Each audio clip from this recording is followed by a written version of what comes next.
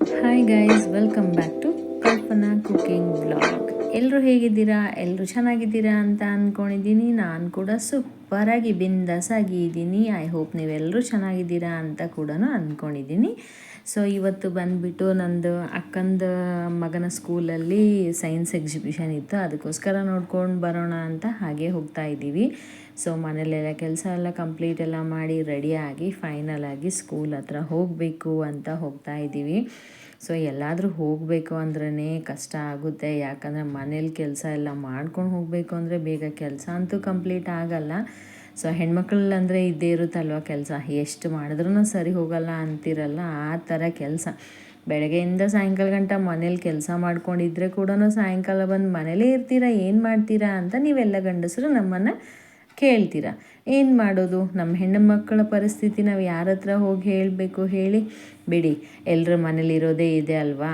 So ಮುಂದೆ continue ಆಗಿ video ಯಾವ ಥರ ಇದೆ, ಎಲ್ಲ ಮಕ್ಕಳು ಯಾವ ಥರ ಮಾಡ್ಕೊಂಡು ಬಂದಿದ್ರು ಎಕ್ಸಿಬಿಷನಲ್ಲಿ, ಯಾವ ಥರ ಪ್ರೊಜೆಕ್ಟನ್ನು ಮಾಡ್ಕೊಂಡು ಬಂದಿದ್ರು ಅಂತ ನಾನು ತೋರಿಸ್ತೀನಿ. ಸೊ ಸ್ಕೂಲ್ ಹತ್ರ ಬಂದಿದ್ದೀವಿ. ಸ್ಕೂಲ್ ಹತ್ರ ಎಂಟ್ರಿನೇ ವೆಲ್ಕಮ್ ಅಂತ ಬರೆದಿದ್ದಾರೆ ನೋಡಿ. ಇದು ಎಷ್ಟು ಕಾರ್ಡ್ಬೋರ್ಡ್ ಶೀಟಿಂದ ಮಾಡಿರೋದು, ಎಷ್ಟು ಸೂಪರಾಗಿ ಮಾಡಿದ್ದಾರೆ. ಈ ಫೋಟೋ ಬೊಂಬೆ ತುಂಬ ಅಂದರೆ ತುಂಬ ಲುಕ್ ಅನ್ನಿಸ್ತಾ ಇತ್ತು. ಸೊ ಇಲ್ಲಿ ಮಂಚನಹಳ್ಳಿ ರೋಡಲ್ಲಿರೋದು ಇದು ಕಾನ್ಸ್ಟಿಟ್ಯೂಟ್ ಸ್ಕೂಲ್ ಅಂತ, ಅತ್ತಿಬೆಲೆಯಲ್ಲಿರೋದು ಇದು. ಸೊ ಅತ್ತಿಬೆಲೆ ಮಂಚನಹಳ್ಳಿ ರೋಡು, ಆನೇಕಲ್ ಕಡೆ ಇರೋದು. ಸೊ ತುಂಬ ಚೆನ್ನಾಗಿದೆ ಸ್ಕೂಲು. ಇವಾಗ ಸ್ಟಾರ್ಟ್ ಆಗಿರೋದು, ಇವಾಗ ಇನ್ನೂ ನಡೀತಾ ಇದೆ. 6th 7th ಗಂಟ ಮಾತ್ರ ಇದೆ. ಸೊ ಇಲ್ಲಿ CBSE ಸೆಲೆಬ್ರೇಷನ್ ಮಾತ್ರ ಇರೋದು.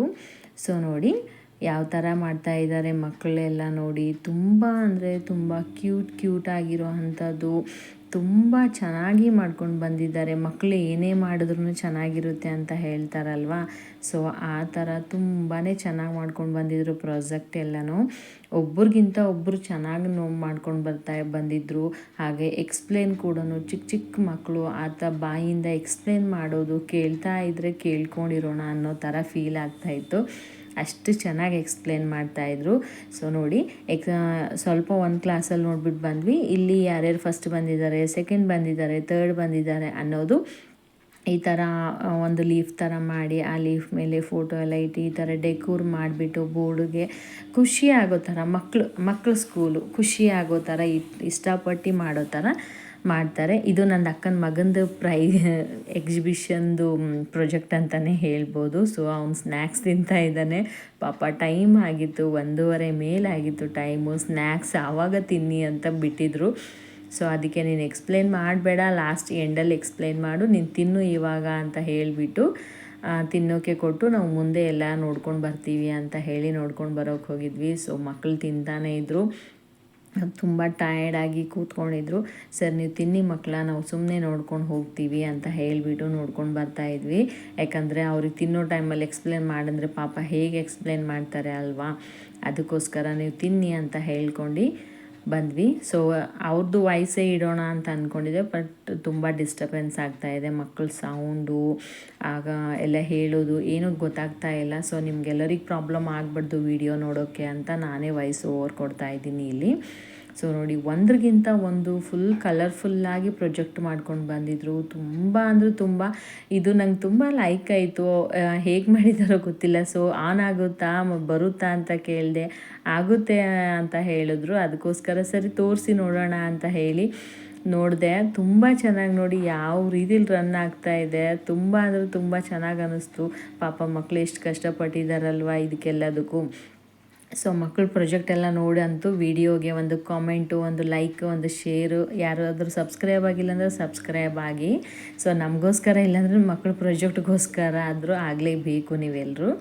ಸೊ ನೋಡಿ ಈ ಥರ ಎಲ್ಲ ತುಂಬ ಅಂದರೆ ತುಂಬ ಚೆನ್ನಾಗಿ ಒಂದ್ರಿಗಿಂತ ಒಂದು ಲುಕ್ಕಾಗಿತ್ತು. ನೋಡೋಕೆ ತುಂಬ ಸೂಪರಾಗಿ ಪ್ರೊಜೆಕ್ಟ್ ಮಾಡ್ಕೊಂಡು ಬಂದಿದ್ರು ಮಕ್ಕಳೆಲ್ಲನೂ.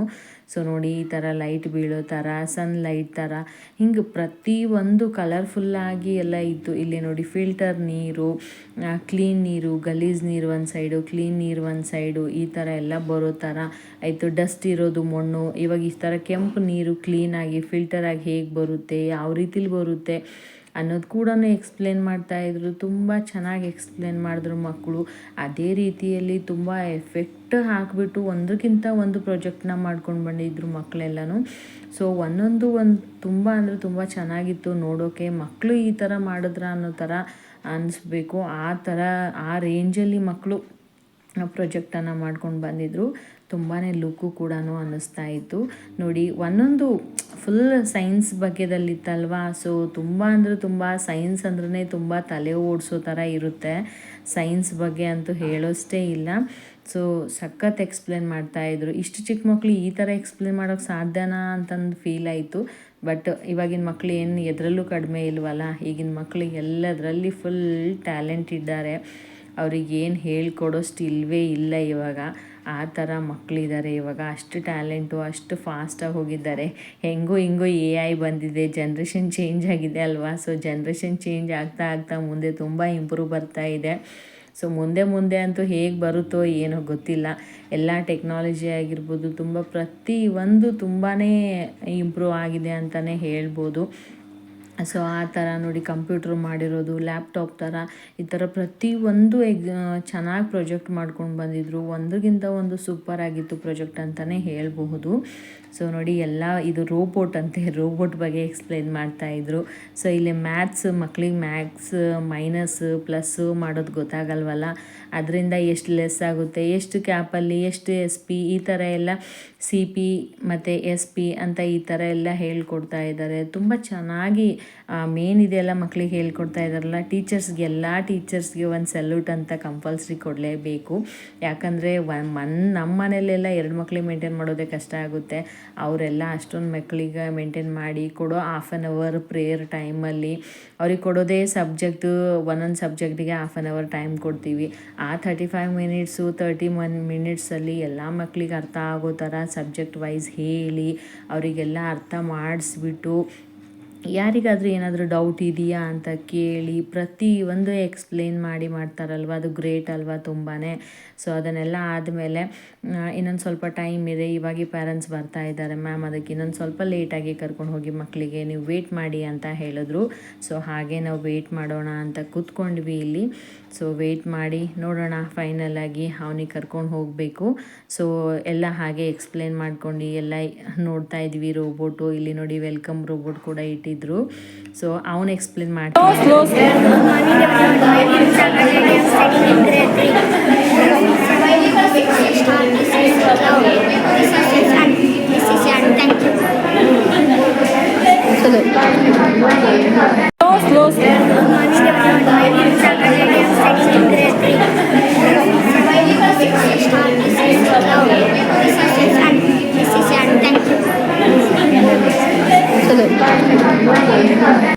ಇಷ್ಟೊತ್ತು ವಿಡಿಯೋ ನೋಡಿರೋಗೋಸ್ಕರ ಮನಸ್ಸಿಂದ ಧನ್ಯವಾದಗಳು ಅಂತ ಹೇಳ್ತೀನಿ. Thank you for watching my video friends.